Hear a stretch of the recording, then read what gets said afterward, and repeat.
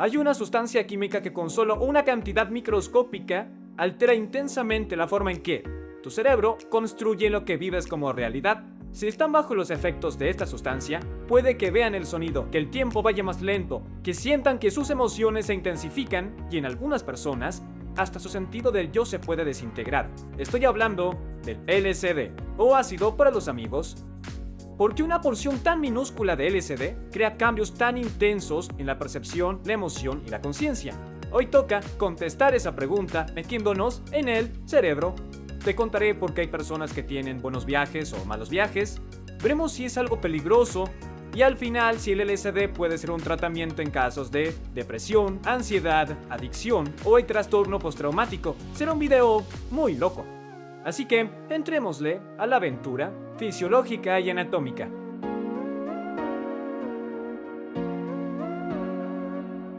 Antes de empezar, tengo que decir que el LSD hoy está clasificado como una droga de lista 1 en los Estados Unidos. O sea, que la fabricación, tenencia y distribución de la sustancia es ilegal fuera del entorno de investigación. Este video solo tiene fines educativos y busca explicar los riesgos y el interés por los posibles usos terapéuticos de la droga. Ok, voy a empezar. LSD es dietilamida de ácido lisérgico y lo sintetizó por primera vez en 1938 el químico suizo Albert Hofmann al investigar compuestos derivados del hongo del cormezuelo que crece en el centeno. Él estaba estudiando los usos terapéuticos que tendría este hongo puntual porque sus compuestos afectan mucho al sistema nervioso y al sistema cardiovascular. Pero, varios años después, Hofmann absorbió sin querer una pequeña cantidad de LSD y descubrió que este compuesto tenía efectos alucinógenos muy poderosos.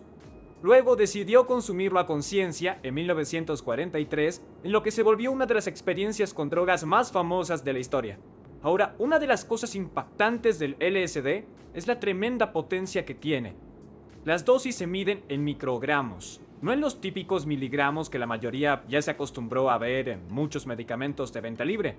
Un microgramo es la millonésima parte de un gramo, o también una dosis estándar de LSD es tan pequeña que puede caber en un diminuto cuadrado de papel secante. Pero más allá de esa cantidad diminuta, el LSD puede alterar profundamente la forma en que el cerebro procesa la información sensorial, las emociones, la memoria e incluso la percepción de la mismísima realidad. El LSD es indoloro, inodoro y tiende a ser insípido. Se suele consumir por vía oral a través de papel secante, pero también en gotas líquidas, tabletas, cápsulas o terrones de azúcar. Si el LSD se absorbe vía las membranas mucosas de la cavidad oral o la boca, puede entrar al flujo sanguíneo con relativa rapidez. Al tragarlo, gran parte lo absorbe el intestino delgado, que les muestro con esta bella disección cadavérica, y luego viajará por el flujo sanguíneo hasta el hígado. Luego viajará por el sistema circulatorio y terminará llegando al cerebro. Pero para entender el LSD, antes hay que hablar de un neurotransmisor importantísimo en el cerebro, la serotonina. La serotonina ayuda a regular un rango enorme de funciones fisiológicas y psicológicas como el estado de ánimo, el sueño, el apetito, la regulación emocional, el procesamiento sensorial, el aprendizaje, la memoria, el comportamiento social e incluso la función sexual, y ejerce sus efectos al unirse a receptores presentes ampliamente en el cuerpo, los receptores de serotonina o receptores 5-HT, y están presentes a lo largo de muchos tejidos desde el sistema digestivo, vasos sanguíneos, corazón y especialmente en el cerebro. El LSD se vincula a muchos de estos receptores que comenté, pero el receptor más asociado al efecto alucinógeno del LSD es el receptor 5-HT2A, el cual se concentra y en gran cantidad en áreas del cerebro involucradas en la cognición de alto nivel, la emoción, la percepción y la integración sensorial. Áreas como la corteza cerebral, la corteza prefrontal, el hipotálamo y la amígdala, todas tienen grandes concentraciones de estos receptores. Y esto es crucial porque estas regiones ayudan a crear tu experiencia consciente de la realidad.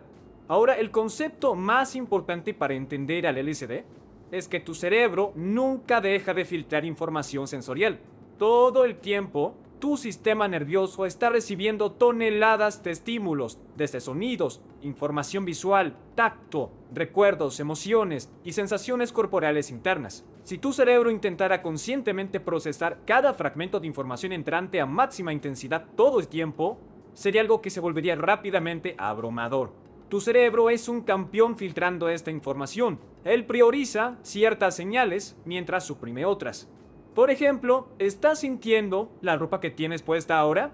Si no tienes nada puesto, ok, el ejemplo no te va a servir, y seguro debes tener una buena razón para ver videos de cadáveres estando desnudo, pero para los que están vestidos o para los que aún lo están, probablemente no eran conscientes de su sensación hasta que comente ropa porque su cerebro no priorizó esa sensación y la quitó de la conciencia porque no era su prioridad. Pero nuevas investigaciones sugieren que el LSD bloquearía partes de este sistema de filtrado, causando así que el cerebro procese la información sensorial de formas inusuales e intensificadas. De aquí es donde surgen los clásicos efectos alucinógenos. Puede haber una gran alteración del procesamiento visual, causando que los colores sean más intensos, que las superficies se muevan o parezcan que respiran y que los patrones se amplifiquen.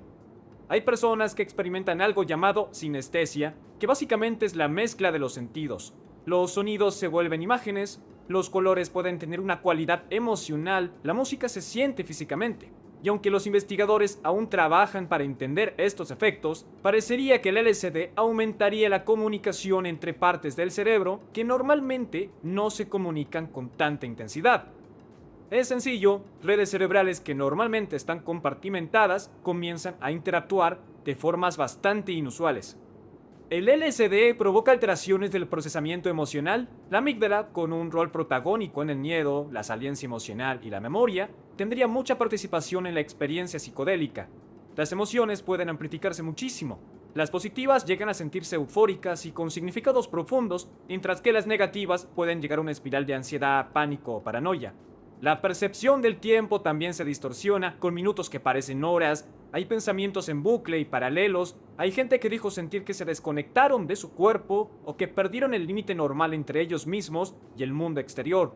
A este fenómeno se lo denomina disolución del ego o muerte del ego. Y aunque muchos escriben la disolución del ego como algo con mucho significado que los transformó, para otros fue algo totalmente aterrador porque el sentido de identidad y arraigo del cerebro se volvió muy débil.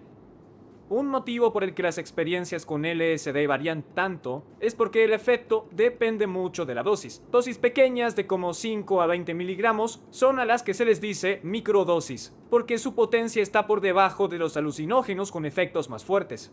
Los que hacen microdosis afirman que mejoran mucho la creatividad, el foco, el ánimo, aunque la evidencia científica que hay sobre estos efectos aún es limitada y está en debate. Si llegamos aproximadamente al rango de 25 a 100 microgramos de dosis, empezarán las alteraciones perceptuales y las distorsiones visuales más obvias. Los colores se sienten más intensos, los patrones se amplifican y el procesamiento emocional puede alterarse. En dosis grandes de aproximadamente 100 a 150, el LSD se vuelve muy potente y la posibilidad de alucinaciones intensas, percepción del tiempo distorsionada, inestabilidad emocional, paranoia e incluso disolución del ego tienen una alta probabilidad. Es importante entender que esta no es una experiencia que simplemente apagan cuando quieren. Si lo inician, es un viaje de ida hasta el final, aunque la experiencia sea buena o mala. El LSD y sus metabolitos consiguen afectar el cerebro durante 12 horas o más, en función de la dosis y la fisiología individual. Ahora, más allá de la fascinación con los psicodélicos, el LSD no es algo libre de riesgos. Lo más importante que hay que entender es que el estado mental y el ambiente del usuario tienen un gran impacto en la experiencia. Por ejemplo, si hacemos esto con miedo, angustia emocional o consumimos LSD en un entorno descontrolado, la probabilidad de un mal viaje puede aumentar muchísimo. Un mal viaje puede implicar tremendos niveles de ansiedad, pánico, confusión, paranoia, terror emocional o alucinaciones muy angustiantes. Muchos experimentan una gran fijación con la muerte o sienten que se están volviendo locos o que morirán. Hay gente con comportamientos de riesgo porque su percepción de la realidad llega a niveles de distorsión muy altos. En cuanto a tener una sobredosis de LSD, es técnicamente posible, pero requeriría una dosis extremadamente alta, porque el LSD puro tiene una toxicidad fisiológica que es relativamente baja, y muchas muertes asociadas al LSD en realidad son accidentes, comportamiento de riesgo, suicidio por un nivel de angustia avasallante, o situaciones en las que alguien creía que había tomado LSD, pero en verdad tomó otra sustancia. Aunque las muertes por LSD parecen ser muy raras, eso no significa que sea inofensiva. Llega a elevar el ritmo cardíaco y la presión arterial, produce náuseas, mareos, sudoración y agitación, pero lo clave es que las consecuencias psicológicas pueden ser mucho. En algunos, y más los que tienen una predisposición a ciertas condiciones psiquiátricas, el LSD puede llevar a trastornos psicológicos prolongados o incluso la psicosis. Por este motivo, los investigadores subrayan la importancia de controlar las variables y de evaluar mucho a quienes participan en una investigación psicodélica clínica, porque hoy aprendimos que es una sustancia muy potente, que puede alterar mucho la percepción sensorial, la función emocional y nuestra experiencia de la conciencia. No seamos imprudentes asumiendo que no pasa nada solo porque una sobredosis fatal es rara. Sin embargo, a pesar de los riesgos que hay con el LSD, los investigadores están cada vez más interesados en ver si los psicodélicos también tienen una aplicación terapéutica en condiciones muy controladas. Ha habido hallazgos que muestran o sugieren que los psicodélicos podrían ayudar en ciertos casos donde se sufre de depresión, síndrome postraumático, adicción, la ansiedad por una enfermedad terminal y el duelo. Igualmente, el foco de las investigaciones de hoy se ha centrado en los compuestos, o sea, como la psilocibina, en lugar del LSD, y en parte es porque investigarlo fue bastante limitado por décadas de restricción legal. Y también porque sustancias como la psilocibina suelen producir con frecuencia experiencias más manejables y más cortas en los entornos clínicos. Pero una teoría que apoya el interés terapéutico es que los psicodélicos, incluyendo el LSD, temporalmente interrumpirían patrones rígidos de emoción, pensamiento y conducta que pueden volverse muy rígidos en ciertos cuadros psicológicos. Resumiendo, como alteran tanto la percepción y la cognición, los psicodélicos permitirían a ciertos sujetos procesar recuerdos, experiencias y emociones de formas que son muy difíciles de conseguir. Igual hay que aclarar que esta investigación aún está en curso y que el LSD aún es ilegal en muchos países fuera de entornos de investigación aprobados, pero no hay duda de que los psicodélicos, a todos, la ciencia ahora los ve de otra forma. Y obvio que nos pone muy contentos que haya otras formas de psicoterapia.